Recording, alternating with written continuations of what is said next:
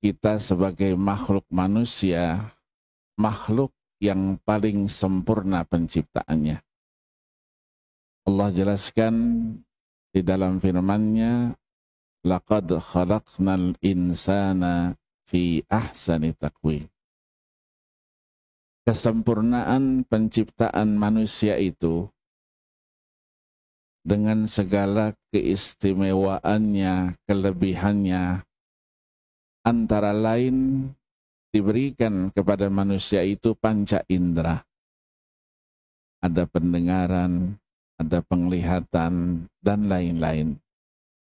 Semua itu menjadikan manusia mempunyai satu potensi, kemampuan untuk menerima berbagai ujian dan cobaan dari penciptanya Allah Subhanahu wa ta'ala. Allah jelaskan di dalam firman-Nya ayat 2 dari surah Al-Insan, Ad-Dahr. Inna khalaqnal insana min nutfatin amsyajin nabtalihi faja'alnahu sami'an basira. Artinya, sesungguhnya kata Allah, kami telah ciptakan manusia itu dari tetesan sperma yang bercampur dia dengan ovum. Kami akan uji manusia itu. Maka kami jadikan buat manusia itu pendengaran dan penglihatan. Ketika manusia yang sempurna penciptaannya itu mengikrarkan keimanannya kepada Allah Subhanahu wa ta'ala, amanna billah, kami beriman, percaya sepenuhnya kepada Allah Subhanahu wa ta'ala, maka dipastikan ia telah memasukkan dirinya ke dalam sebuah sistem, sebuah lingkaran. Tidak akan bisa keluar dari sistem dan lingkaran itu kecuali setelah mendapatkan ujian dan cobaan dari penciptanya Allah Subhanahu wa ta'ala. Ujian dan cobaan itu bukanlah merupakan sesuatu yang baru, tetapi sudah disampaikan kepada umat terdahulu. Ujian dan cobaan itu dimaksudkan untuk mengetahui kualitas keimanan yang dimiliki. Apakah keimanannya itu adalah keimanan yang murni, yang sejati, ataukah sebaliknya? Keimanan yang dimiliki itu adalah palsu dan bahkan imitasi. Allah jelaskan di dalam firman-Nya ayat 2 dan 3 dari surah Al-Ankabut. Ahasiban nasu ayyutraku ayyakulu amanna wa hum la yuftanun.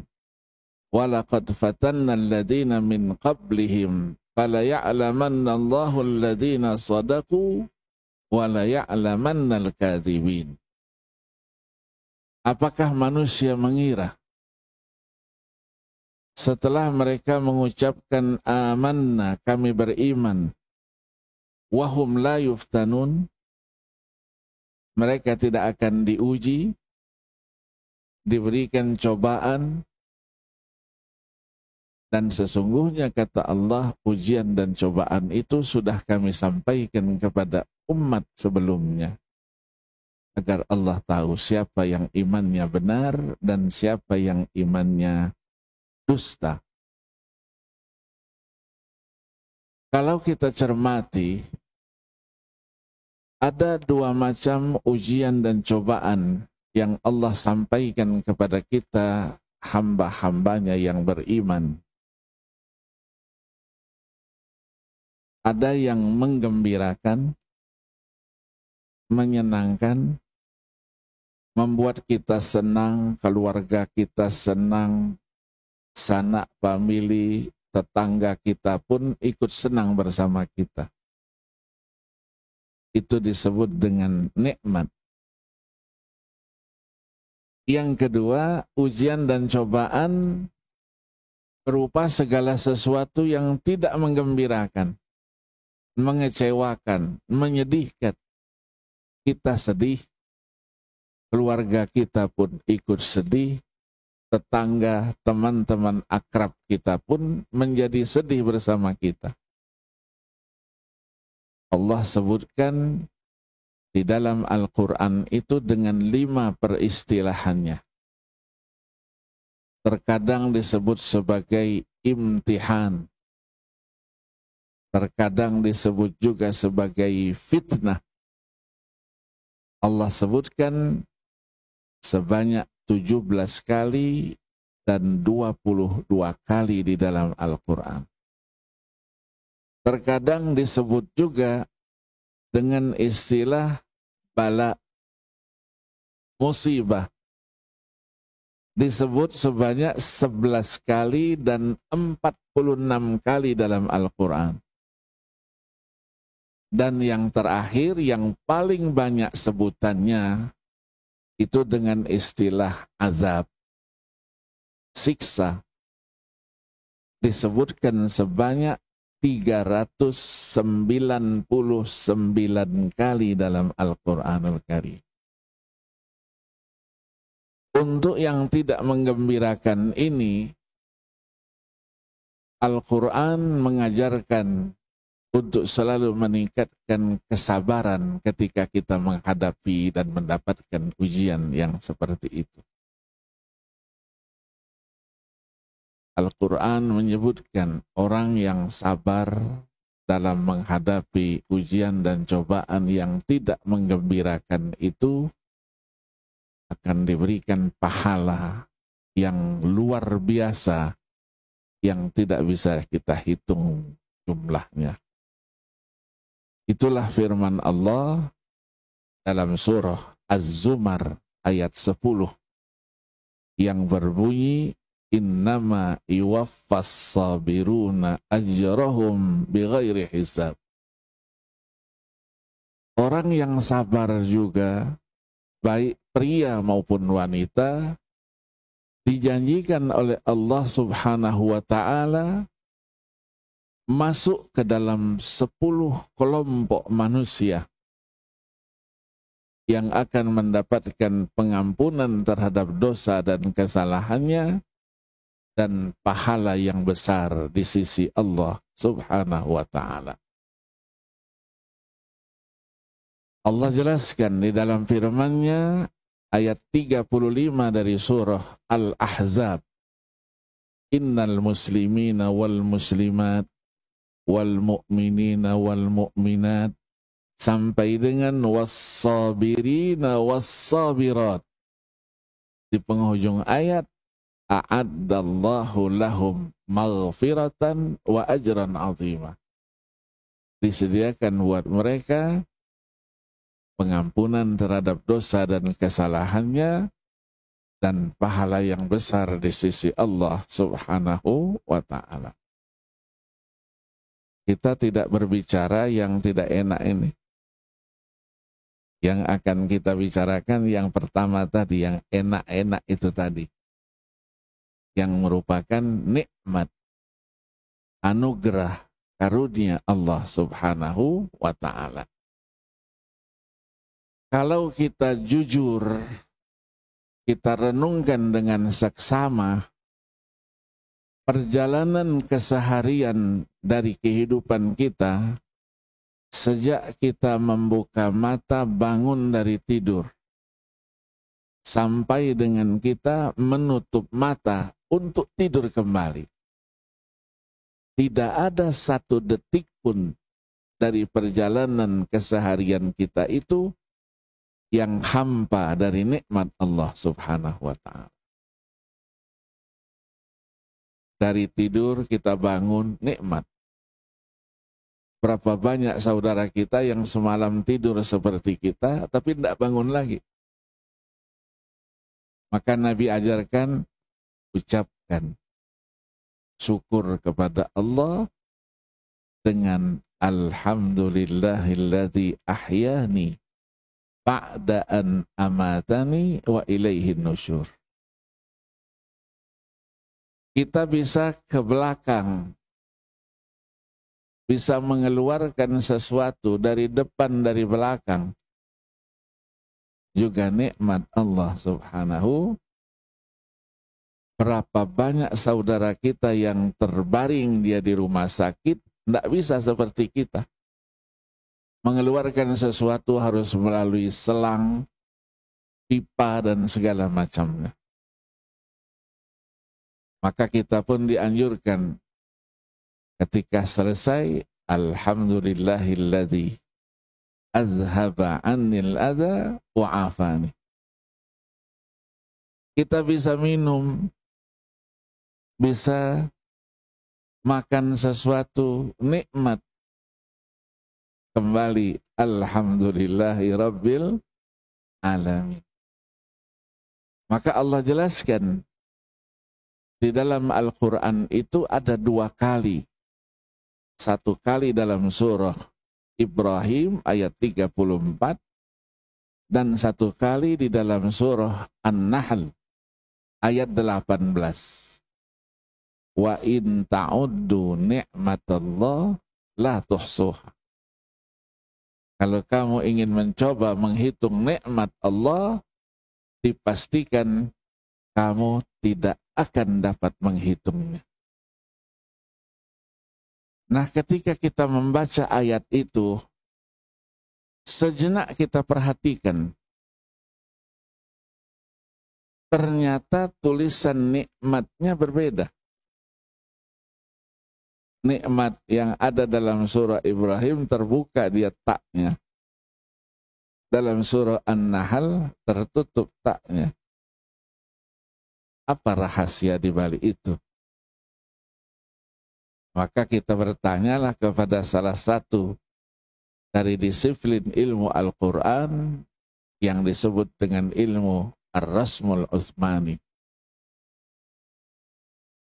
Maka ulama memberikan jawabannya, kalau nikmat itu dengan tak yang terbuka, berarti dia masuk dalam kelompok kata kerja, fi'il. Kalau dalam bahasa Arabnya fi'il. Wal fi'lu yataqayyadu bizamanin mu'ayyan.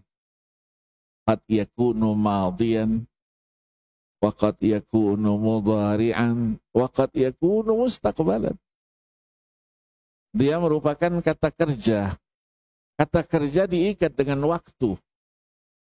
Dulu, sekarang, dan akan datang. Berarti ada nikmat Allah yang dulu pernah kita terima, sekarang sedang kita rasakan, dan nanti pun Allah akan berikan.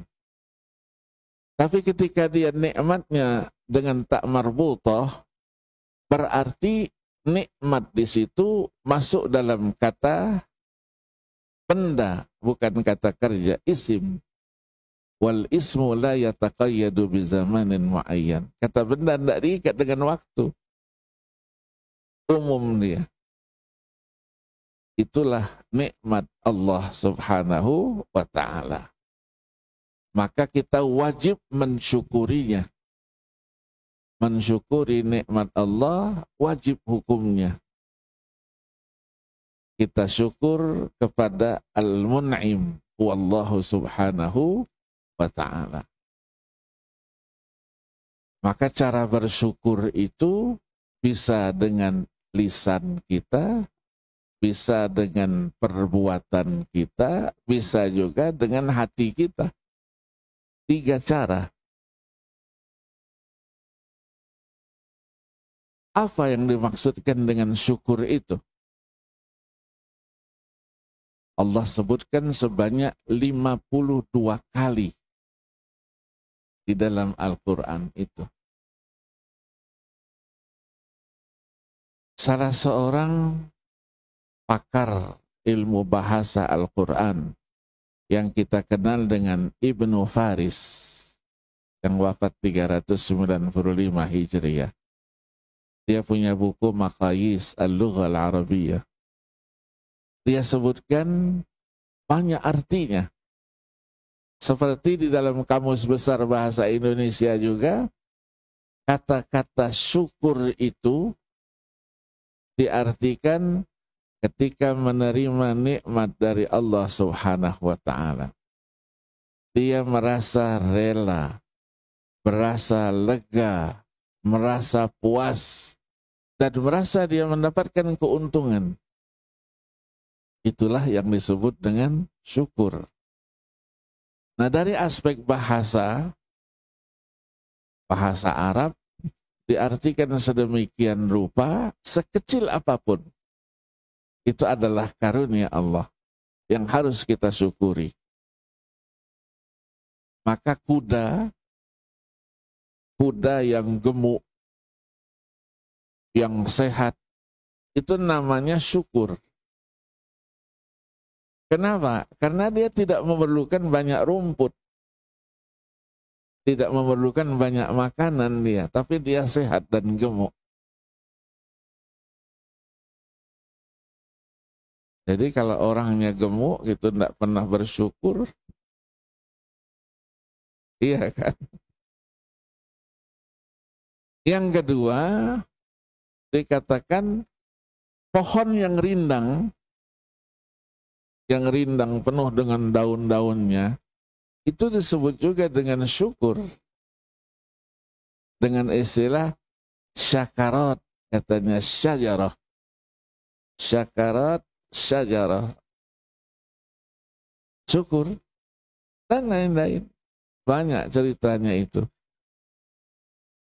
Nah, di dalam Al-Quran dijelaskan cerita perjalanan para Nabi dan Rasul terdahulu. Ketika mendapatkan nikmat Allah, mereka selalu mengucapkan Alhamdulillah. Alhamdulillah. Alif lamnya apa itu? Yaitu taksis. Artinya puji hanya untuk Allah. Maka kita mengartikan Alhamdulillahi Rabbil Alamin. Segala puji hanya untuk Allah Subhanahu wa Ta'ala. Karena Allah lah yang memberikan nikmat itu. Nah, kita ambil contoh misalnya Nabi Allah Daud alaihi salatu wassalam bersama putranya Nabi Allah Sulaiman alaihi salatu wassalam. Nabi Daud luar biasa. Menjadi raja sebagai penguasa sekaligus menjadi konglomerat orang yang paling kaya. Di samping Allah berikan juga mukjizat yang luar biasa besarnya. Bukit saja diajaknya komunikasi mau dipindahkan bisa pindah. Burung apapun bahasanya dia mengerti. Di samping besi yang keras itu bisa menjadi lembut di tangannya. Allah isyaratkan dalam surah Saba ayat 10 itu. Walaqad ataina Dawuda minna fadlah. Ya jibalu awwibi ma'ahu wat-tayra wa alanna lahul hadid. Dan seterusnya. Kemudian apa yang dimiliki oleh Nabi Allah Daud alaihi salatu wassalam itu diwariskan kepada putranya Nabi Allah Sulaiman alaihi salatu wassalam. Nabi Sulaiman lain lagi. Bala tentaranya tidak dari manusia saja. Dari jenis jin pun menjadi bala tentaranya. Burung pun menjadi bala tentaranya.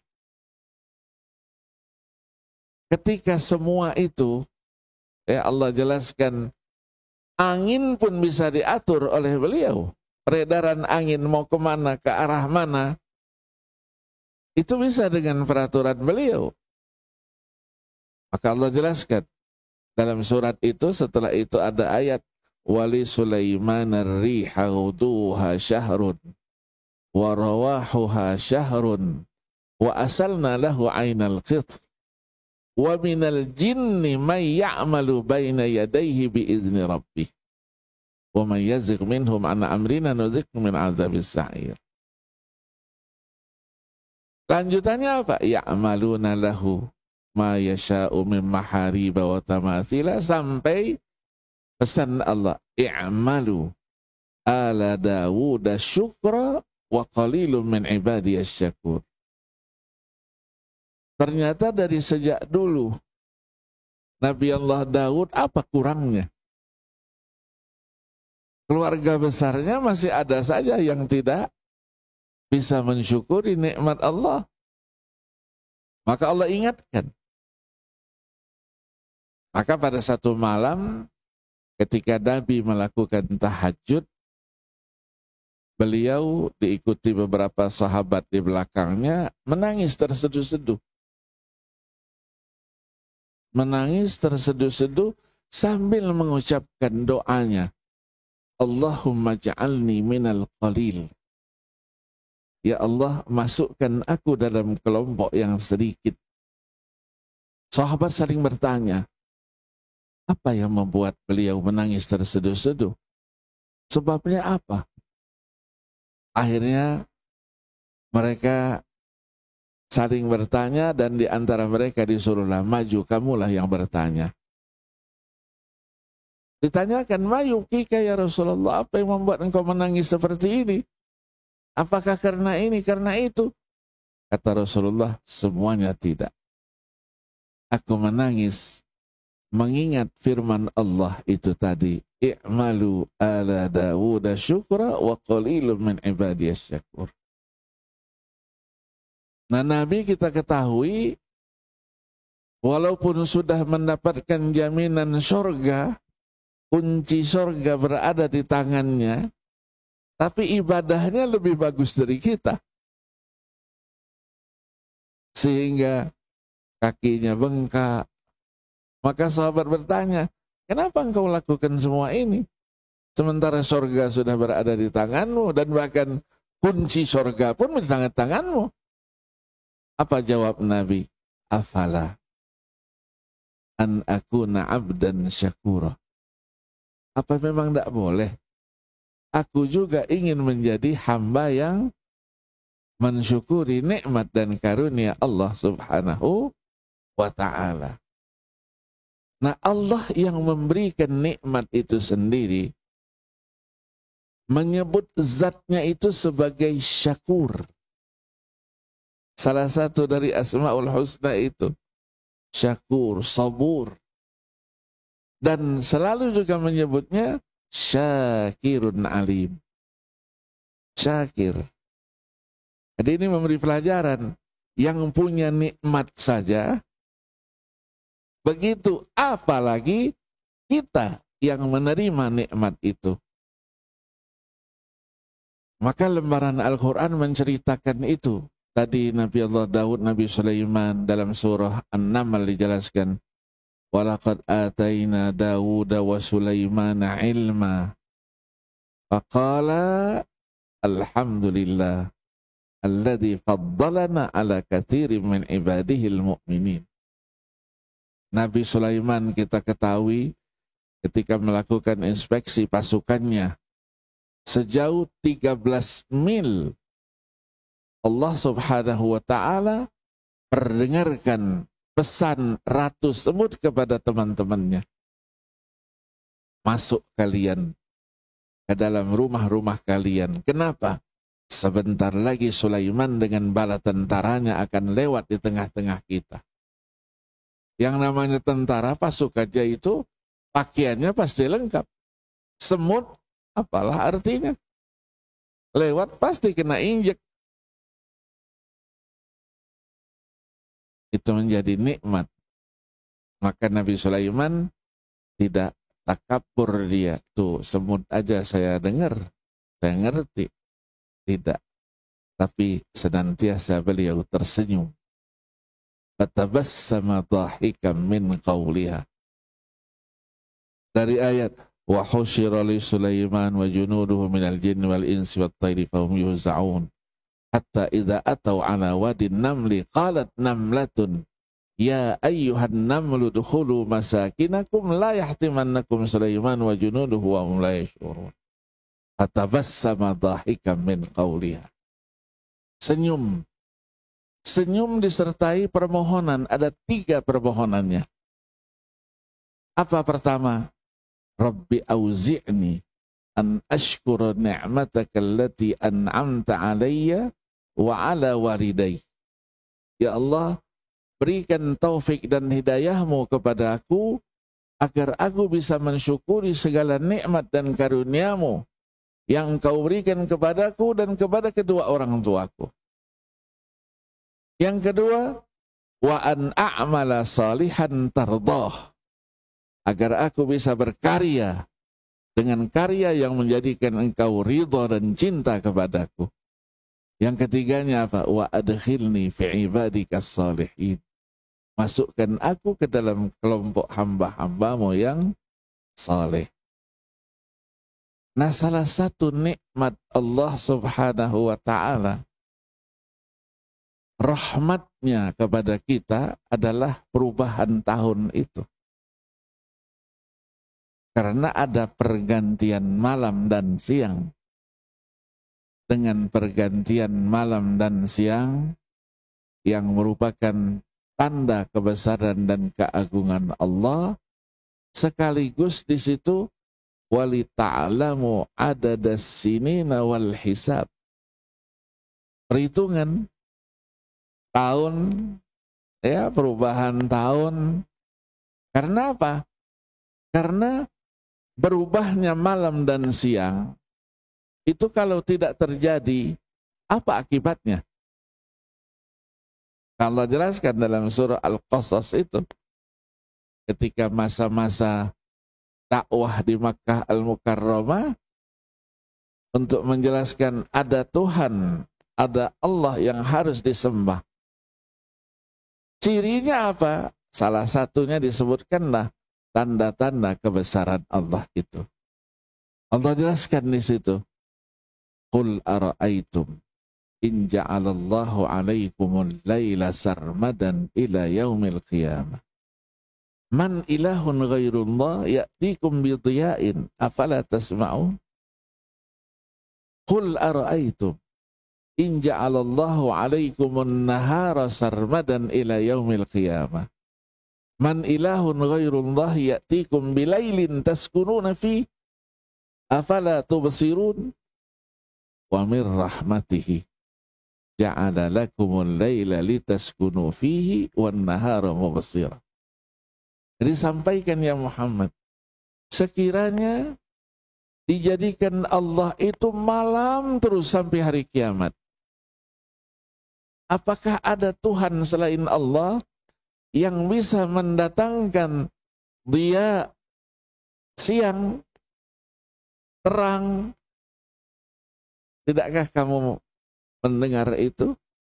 Kalau sekiranya, katakan juga, sekiranya Allah jadikan siang terus sampai dengan hari kiamat, siapa yang mendatangkan malam yang menjadikan kalian bisa beristirahat, bisa tenang? Tidakkah kamu menyaksikan itu semuanya? Maka ditutup wa min rahmatihi, sebahagian dari rahmat Allah, kasih sayangnya Allah kepada kita, Allah ciptakan malam dan siang. Di dalam surah Ali Imran juga ayat 190-191 Allah jelaskan juga, inna fi khalqis samawati wal ardi wa ikhtilafil laili wan nahar la ayatin liulil albab. Pertanda bagi kebesaran dan keagungan Allah bagi kaum yang berpikir, yang cerdas. Siapa dia? Alladzina yadhkuruna Allaha qiyaman wa qu'udan wa 'ala junubihim wa yatafakkaruna fi khalqis samawati wal ardh. Yang senantiasa zikir kepada Allah, bisa juga duduk, berdiri, miring dia, memikirkan ciptaan Allah sambil mengatakan, Rabbana ma khalaqta hadza batila. Ya Allah, ya Tuhan kami, Engkau menjadikan semua ini tidak ada yang sia-sia. Subhanak, Maha suci Engkau. Maka faqina adzabannar, jauhkan, selamatkan kami dari api neraka. Di dalam surah Al-Furqan lebih jelas lagi. Wa huwal ladzi ja'ala al-laila wan-nahara khilfatan liman arada ayyadzakkara aw arada syukura. Siapa yang ingin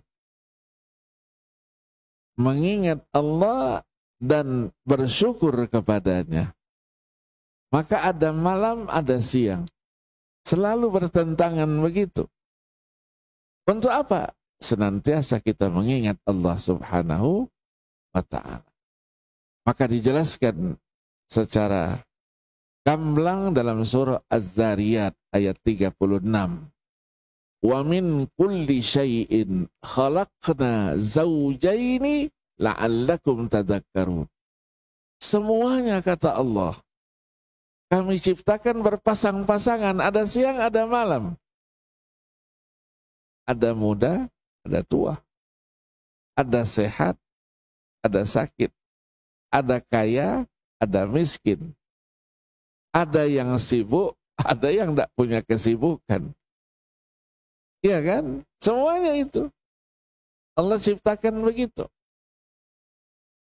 Maka pergantian tahun itu menjadi pelajaran buat kita.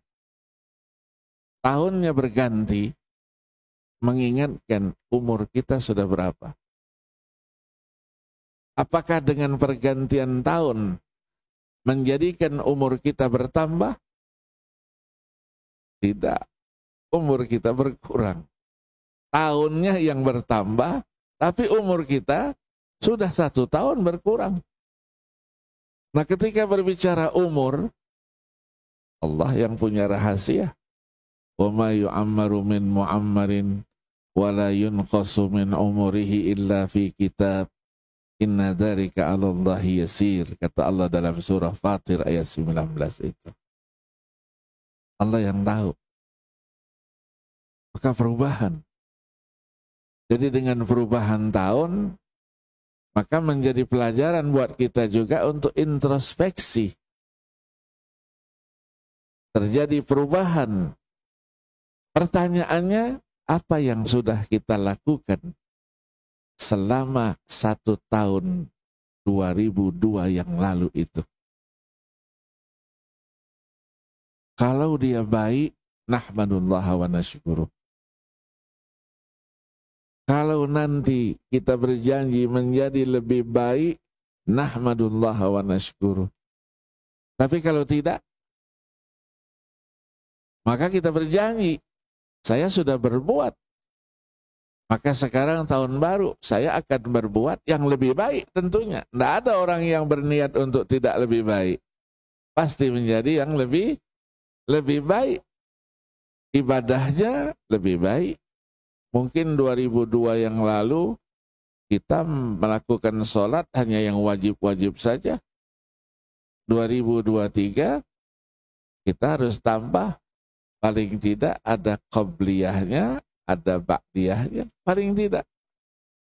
Kalau sempat lagi, ya walaupun 2 rakaat, kita sholat duha, malam tambah dengan witir.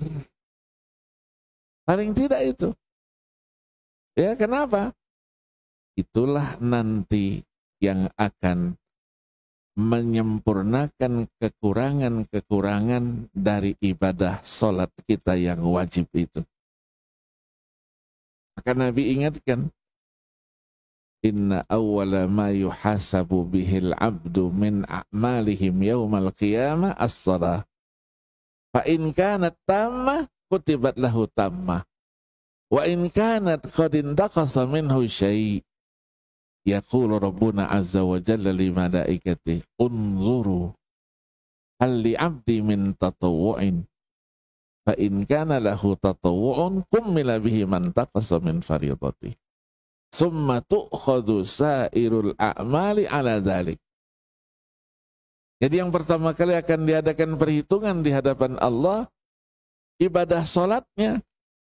Kalau sempurna, selesai permasalahannya. Tapi kalau ada kekurangannya apa? Umat Nabi Muhammad masih mendapatkan kesempatan. Tidak langsung ada kekurangan, diambil malaikat, dicemplungkan ke neraka. Enggak. Allah perintahkan malaikatnya, coba lihat dulu. Pernahkah dia melakukan sholat-sholat sunnat? Kalau iya, sholat sunnat itu menjadi penyempurna dari kekurangan-kekurangan sholat yang wajib. Begitulah amal yang lain. Maka Al-Imam Asy-Syatibi rahimahullah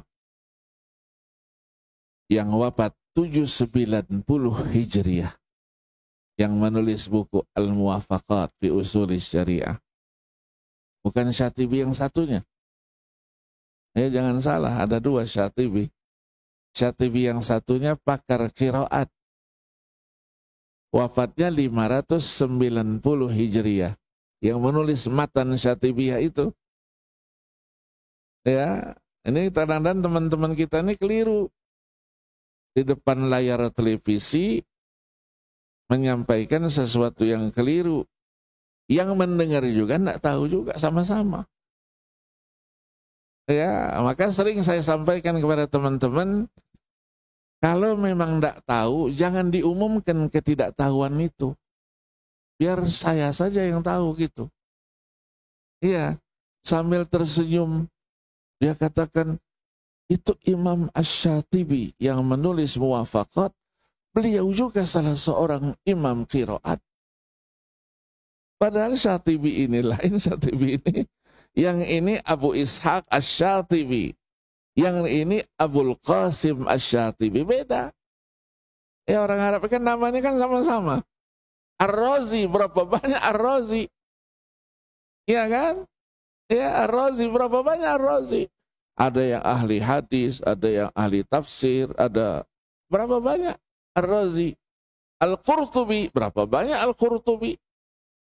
Jangan dikatakan namanya sama, dianggapnya satu orang saja, tidak. Iya kan? Iya. Nah, beliau katakan, ibadah sunnah itu bisa berfungsi. Pertama, imma ayyakuna muqaddimah, pengantar. Mengantarkan kita supaya kita melakukan kewajiban itu dengan khusyuk. Ya, kalau bahasa olahraganya itu pembukaan ya, pemanasan, iya, stressing. Ya. Dengan ibadah qabliyah, sholat wajib kita menjadi lebih khusyuk, konsentrasinya. Ada ba'diyah, ba'diyah itu apa? Mukammilah, penyempurna daripada kekurangan ibadah wajib kita tadi. Wallahu alam. Ya, kita kadang-kadang sholat pikirannya kemana-mana. Ya, mobilnya ketinggal, kuncinya kemana ya enggak tahu. Sambil sholat cari-cari di ya, itulah fungsinya. Begitu juga amal yang lain. Ibadah puasa ada kurangnya, ada ibadah sunnatnya. Zakat, kita menghitung mungkin ada kekurangannya. Ada infak dan sedekah. Haji, yang wajib ada kekurangannya. Kita susuli dengan haji-haji sunnat. Bagi yang sahibul fulusu. Atau kesempatan yang diberikan oleh Allah Subhanahu wa ta'ala. Ya, semuanya itu kita alami. Nah, semua itu bisa berlaku dan berjalan apabila masih kita mempunyai kesempatan untuk itu. Itulah umur. Nikmat umur. nikmat umur, kita tidak tahu berapa tahun Allah berikan kepada kita. Yang jelas ada standarnya. Nabi ketika menceritakan umatnya Nabi Muhammad yang umurnya pendek-pendek, berbeda dengan umat terdahulu. 100 tahun, 200 tahun, 400 tahun, biasa itu. Kita, kata Nabi, a'maru ummati ma baina sittina au sab'in. Umur umatku antara 60, 70. Di pojok sana ada yang berdiri. Fakaifa bihaula'is samanin ya Rasulullah? Bagaimana yang umurnya sampai 80? Kata Nabi, yarhamhullah. Semoga rahmat Allah tercucur buat dia. Yang satu lagi berdiri di sana. Fakaifa bihaula'is tis'in? Yang 90-an. Nabi jawab sama, yarhamhullah. Mudah-mudahan Allah senantiasa mencucurkan rahmat dan kasih sayang kepadanya. Jadi yang normal itu 60, 70. Kata para pakar kesehatan, itu 14 abad yang lalu.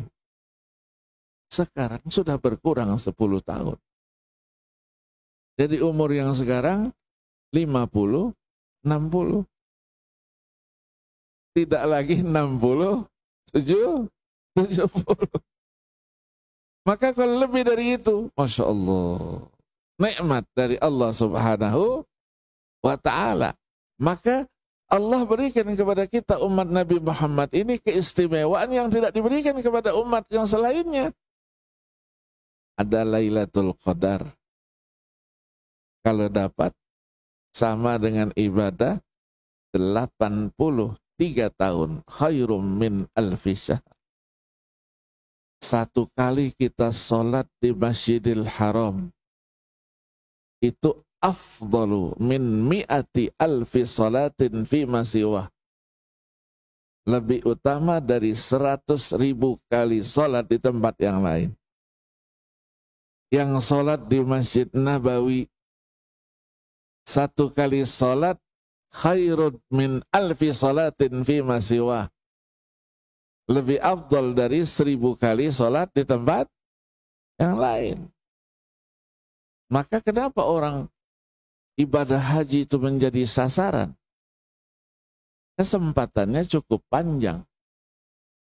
32 hari, 38 hari. 8 hari di Madinah, sisanya semuanya di Makkah.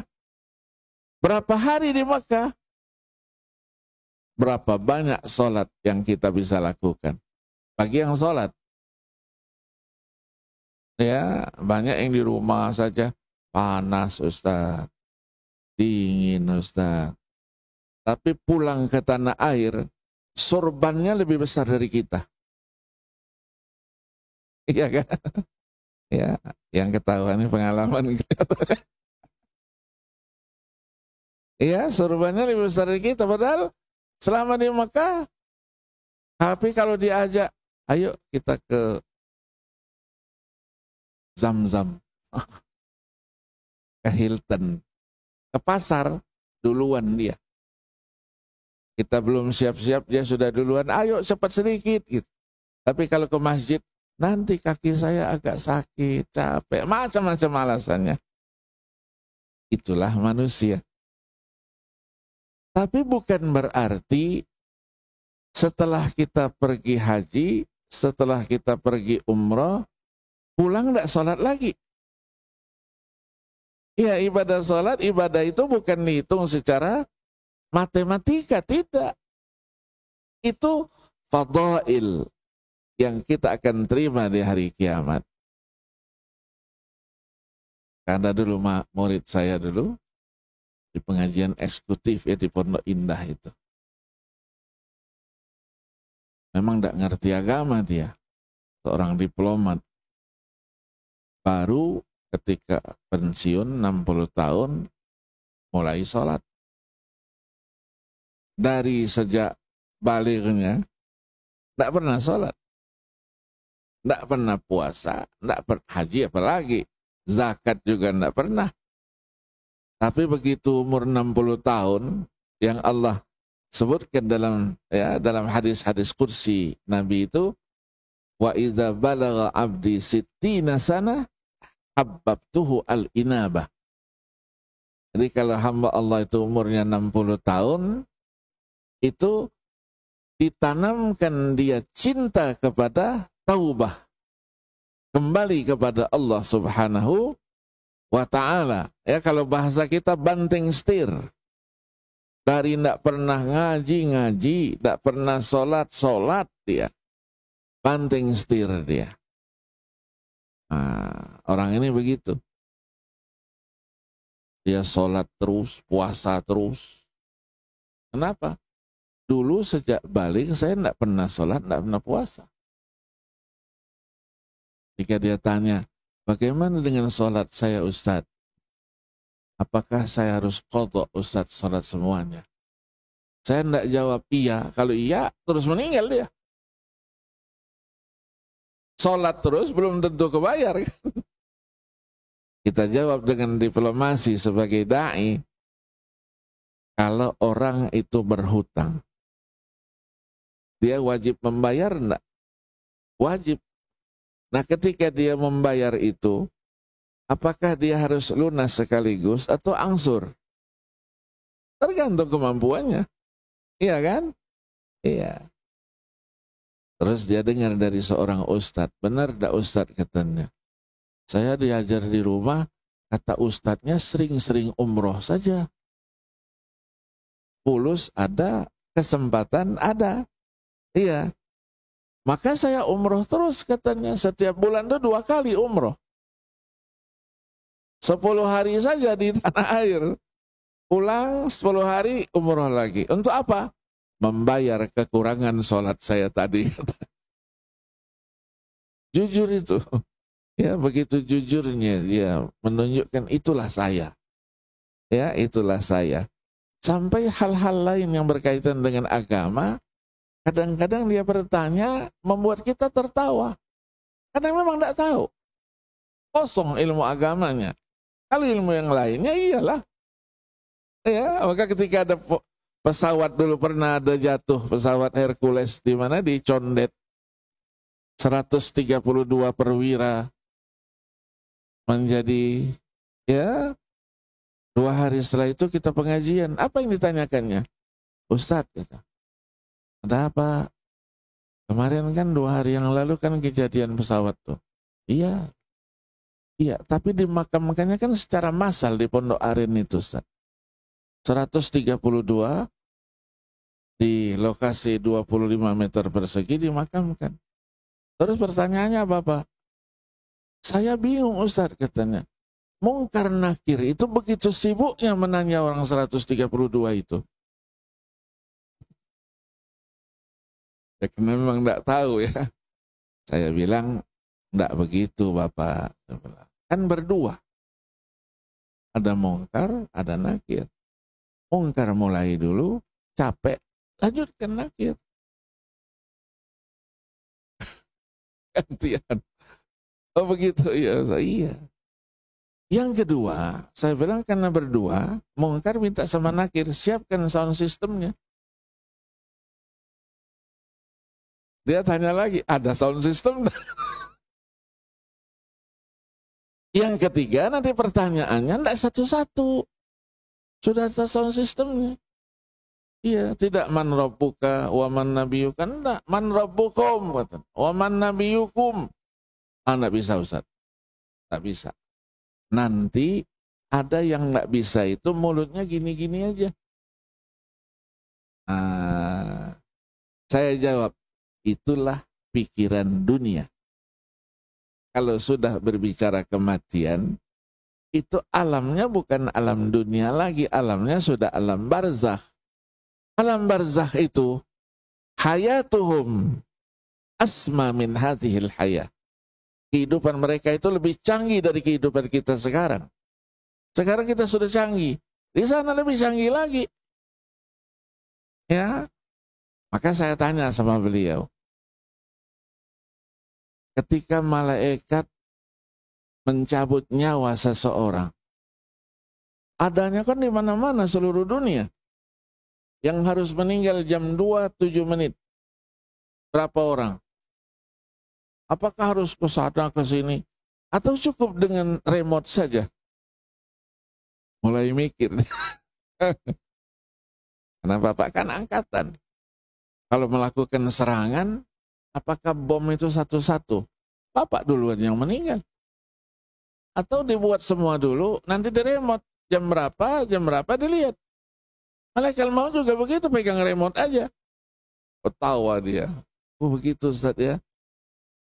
Setelah kalau orang yang tidak ngerti, jangan salah kita menjelaskannya salah, larilah dia. Ah sudahlah, kepalangan lah, sudah dulu tidak sholat, sudahlah tinggalin sholat aja kan selesai. Iya kan? Iya. Nah, pertanyaannya, ya supaya kita ke depan lebih baik, itulah yang diingatkan oleh Rasulullah Sallallahu Alaihi Wasallam. Man kana yaumuhu khairam min yaumi amsihi fahuwa rabihun. Wa man kana yaumuhu sawa'an min yaumi amsihi fahuwa khasirun. Wa man kana yaumuhu syarram min yaumi amsihi fahuwa maghburun ay mal'unun. Artinya apa? Kata Nabi, siapa yang hari ini lebih baik dari kemarin, tahun ini lebih baik dari tahun kemarin, maka dia adalah orang yang beruntung. Siapa yang hari ini, tahun ini sama dengan kemarin, maka dia orang yang merugi. Siapa yang hari ini lebih jelek dari hari kemarin, tahun ini lebih jelek dari tahun yang lalu, maka dia maghburun. Maghbur artinya mal'unun. Dia dilaknat oleh Allah Subhanahu wa ta'ala. Dilaknat artinya matrudun min rahmatihi azza wa jal. Dia dijauhkan dari rahmat Allah Subhanahu wa ta'ala. Maka niat kita dengan perubahan tahun ini sebagai tanda kebesaran dan keagungan Allah, kita jadikan sebagai pelajaran. Pergantian menuntut perubahan. Yang sudah kita lakukan sudah baik, kita berniat menjadi lebih baik lagi. Yang belum baik, kita berjanji melakukannya akan menjadi lebih baik. Dan kita memohon kepada Allah supaya kita tetap berada di dalam lingkup rahmat kasih sayangnya Allah Subhanahu wa ta'ala. Tanpa rahmat Allah, tidak bisa kita berbuat. Tanpa nikmat yang Allah berikan, tidak bisa kita berkarya. Ada kesempatan, bisa kita berbuat. Tidak ada kesempatan. Maka Nabi ingatkan rebut itu. Ya selalu mubalim nyawat iltanim khamsan qabla khamsin. Rebut 5 perkara sebelum datang 5 perkara yang lain. Apa itu? Yang pertama nih hayataka qabla mautik. Hidupmu sebelum datang matimu. Kalau sudah mati, tidak bisa berbuat apa-apa lagi. Iya kan? Iya. Masa kita sehataka qabla saqamik. Sehatmu sebelum datang sakitmu. Kalau sudah sakit tinggal khayal saja kita.